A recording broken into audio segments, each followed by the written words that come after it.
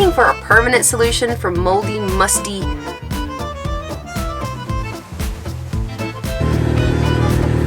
Would you like to explain to them where the smells on this boat are coming from?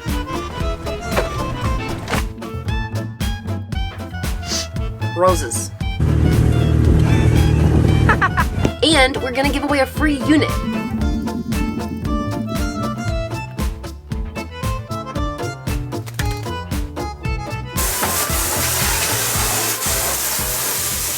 Welcome to the Sirens Log.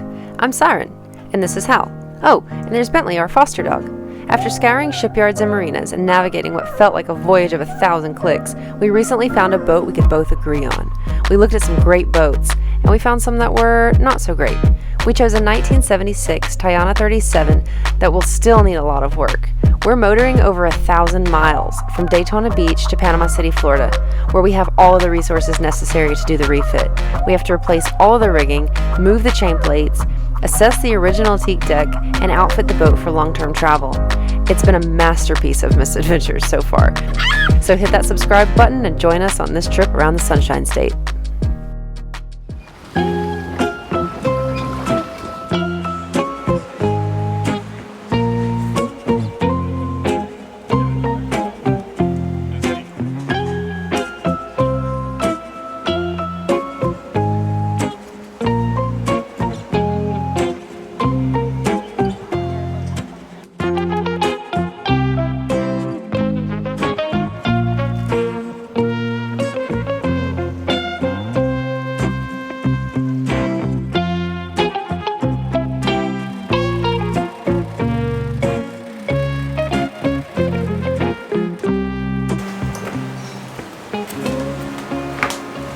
We're going diving, and Hal's working for Lost Reef Adventures here in Key West, and he's captaining this boat.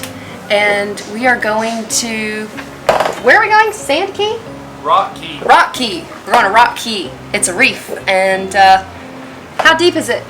Oh, about 20 feet. Yeah, it's not very deep, about 20 feet. Should be fun, so let's go.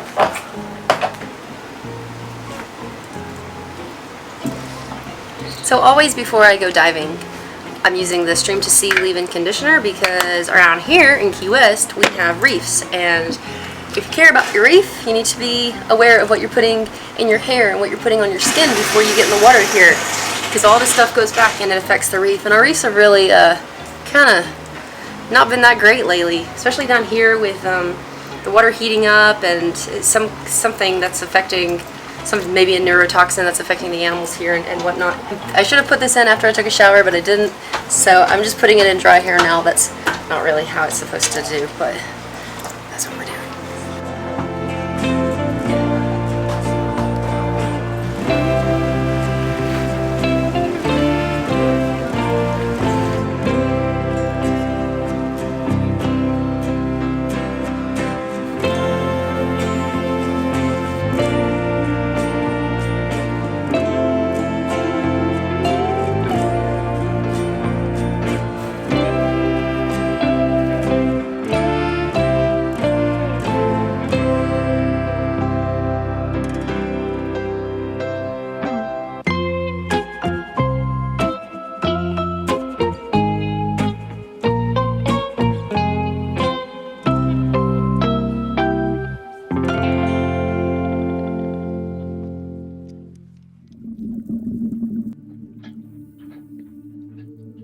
It's not often you find yourself alone in a world in which you can't sustain without years of scientific experiments and research and billions of dollars in gear testing.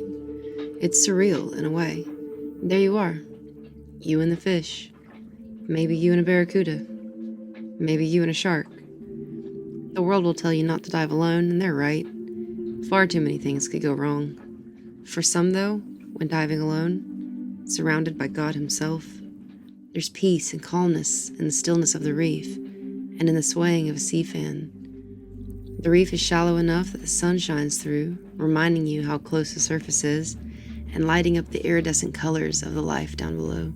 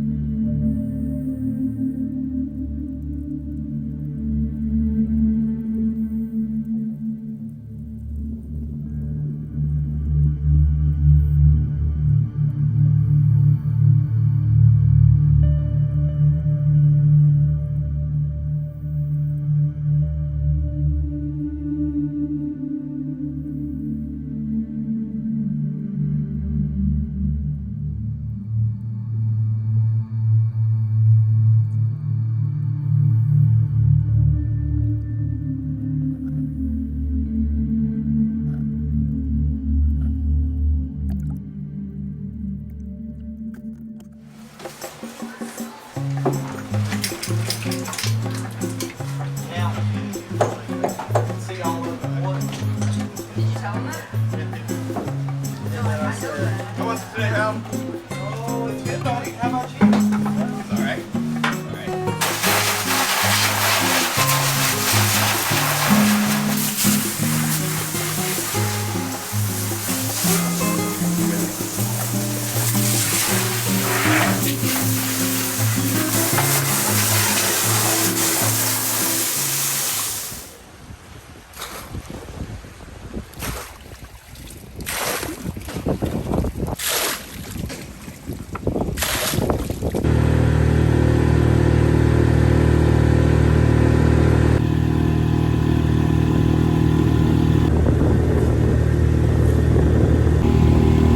So a really gnarly cell just passed through with really strong winds. They were saying there may be hail. I don't know if there was, but the winds were really strong. But there's another one behind it, so we're trying to make this window right now as quickly as we can with this little 6-horse Yamaha. So we're trying to get to the boat before we get slammed.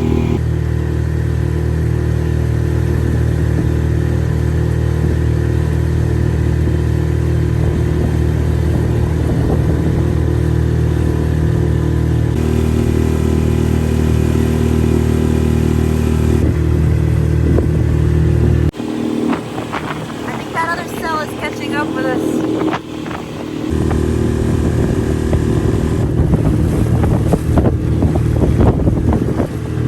It's like a wall of water right out there, right past us. We're surrounded. Holy moly.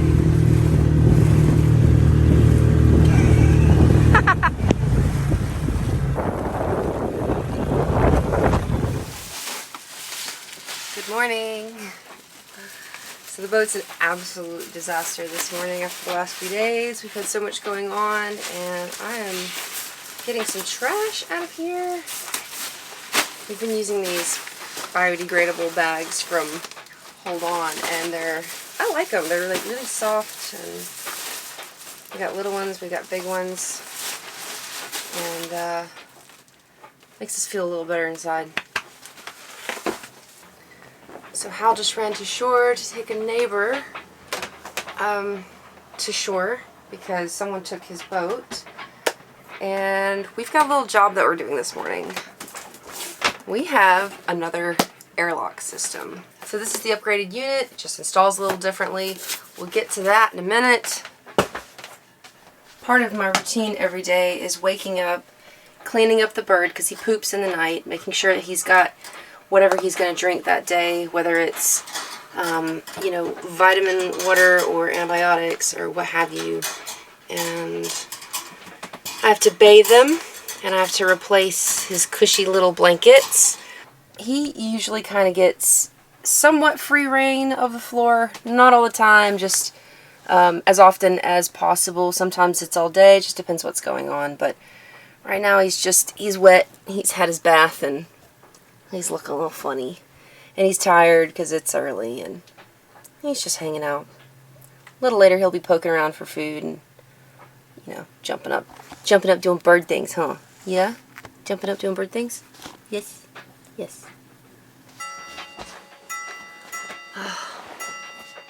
So this is kind of our daily routine, or my daily routine anyway, is waking up, making sure that Garrison's got what he needs.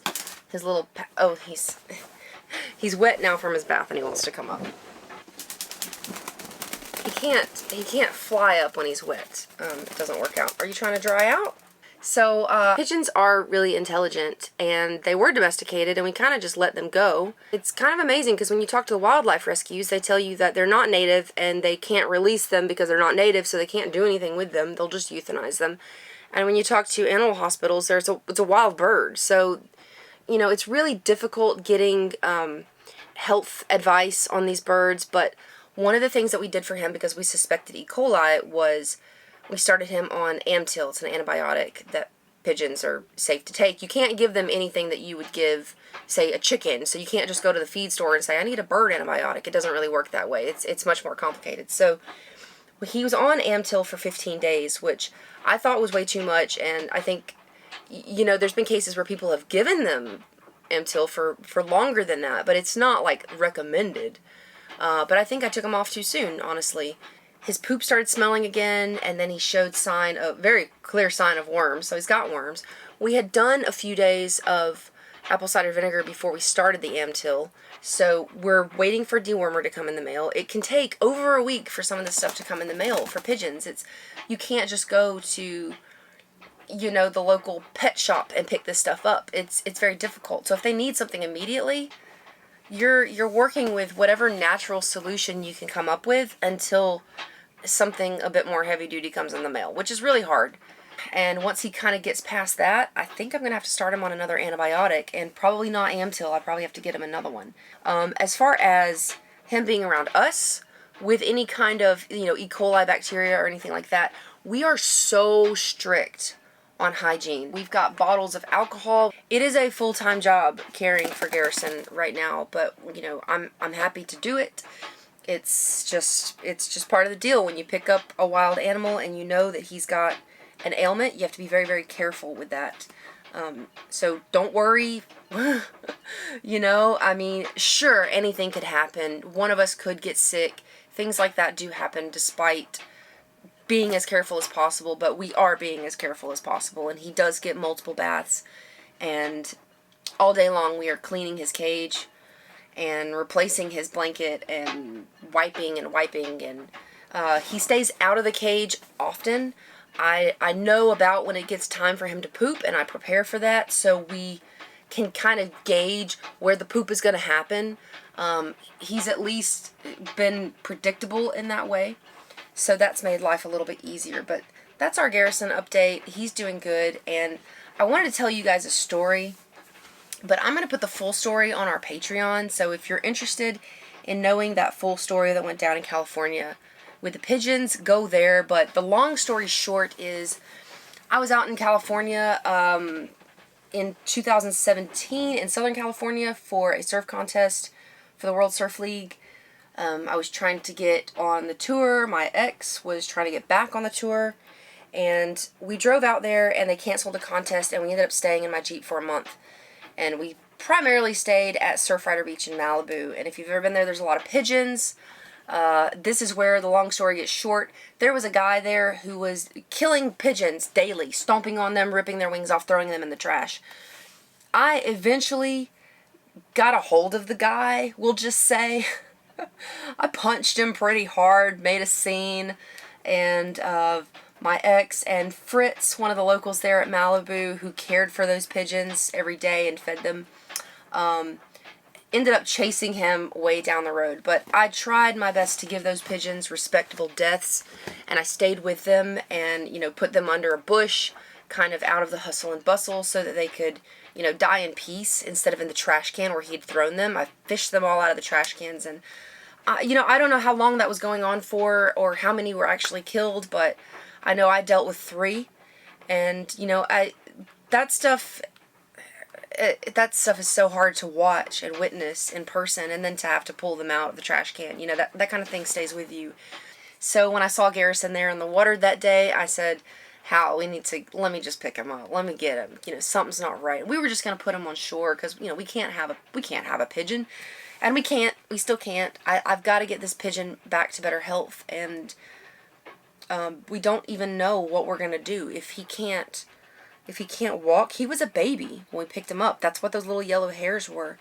So he's young, and in captivity they can live like 30 years. So I am not prepared to have a pigeon for the next 30 years. That means there's no traveling. There's no traveling on this boat. It's going to be hard enough with a dog. Yeah, we really don't know the plan. But I will say that he's extremely friendly. They bond with humans. They were domesticated. He wants to be with us. He comes to us and, you know, wants to lay down. And he's extremely friendly, and he'll be a great pet for somebody. But our next move is to take him to an animal hospital that I know of in the Panhandle, that they often see wild animals there, and I'm going to try to get him in there.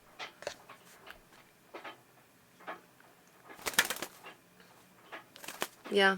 Okay. You're ready for these wings to dry out, huh? Right. Did you go to Dunkin'? I went to Dunkin'. Nice. Hal Baskin-Robbins Dunkin' delivery. Thank you. I also filled the boat up full of gas because I wasn't Nice. I wasn't getting back unless I did. And Yeah. If you were wondering where I was at, I was getting stuff done. So we've just received our new airlock system in the mail, and Hal's just uninstalled our old one. And the difference is a new installation process. So if you've been struggling with boat smells and you've already tried air fresheners and sprays and gels and nothing's working, then here is a permanent solution. It's the airlock system. It connects to your AC unit so that when you turn on the AC unit, the air blows across the two little barbs that stick up, and it ionizes in positive and negative, and it goes out into your boat and it catches those smells and it ionizes them. I'm not good with the science, you guys, but if you look in our description down below, you can get more information about the actual science behind the airlock.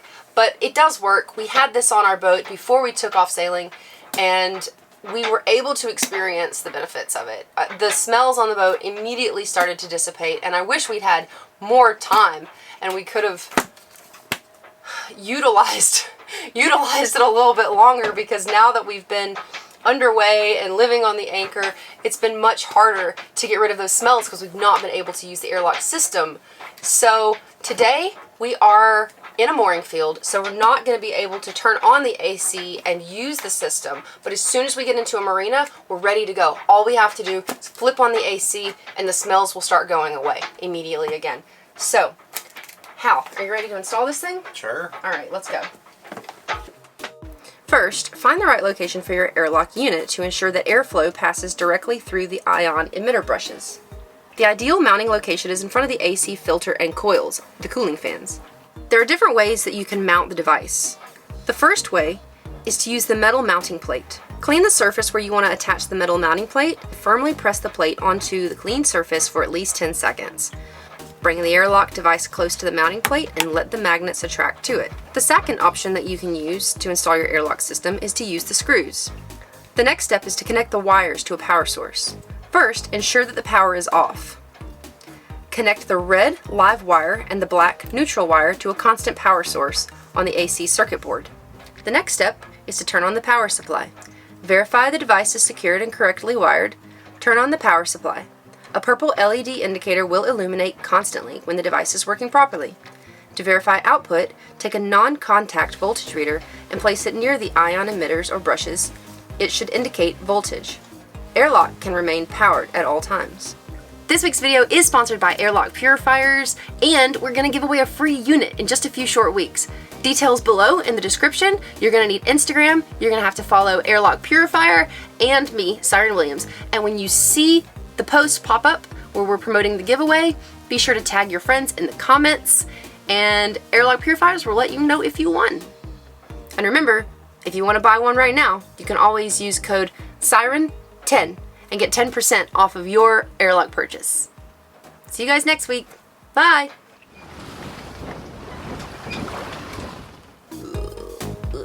Three, two. Are you struggling with nasty boat smells aboard your boat? This little airlock system right here will permanently remove. Is it permanently? Permanently. Permanently. Are you looking for a permanent solution for moldy, musty... Are you struggling with nasty boat smells aboard your boat? Then you need an airlock. This is a permanent solution to get rid of all the nasty smells on your boat. You just connect it straight to your AC unit and it does this scientific process, and then boom. Roses. No one will know we did it with a pigeon. Are you frustrated by nasty boat smells? Then you need an airlock. This is the perfect permanent solution for you. Just hook this onto your AC unit and pff, everything will smell good. That was stupid. Are you looking for a permanent solution for moldy, musty tank smells on your boat? Then AIRLOCK is a perfect solution. This is the best product on the market right now to remove all of the smells on your boat. And I'm not very good at this. These little ion brushes catch the dirty air as it goes into the AC, and it will disperse clean air using a scientific process that involves ionization. Does it? Are you a boat owner and tired of dealing with nasty boat smells? Then you need an airlock. It's a permanent solution to boat odors. Are you looking for a permanent solution for moldy, musty tank smells on your boat? then you need an airlock. It's a permanent solution for all the smells on your boat. Pigeon, do you have anything you'd like to tell the world about the smells on this boat? Would you like to explain to them where the smells on this boat are coming from? Would you like to explain to them how bad your poop has been smelling even though you've been taking antibiotics and the antibiotics helped? And then when you stopped taking the antibiotics, we decided that we really needed the airlock to work again. That we really need to get to a dock so we can turn on the AC unit so that the boat won't smell anymore. Can you please explain? Explain yourself. Oh.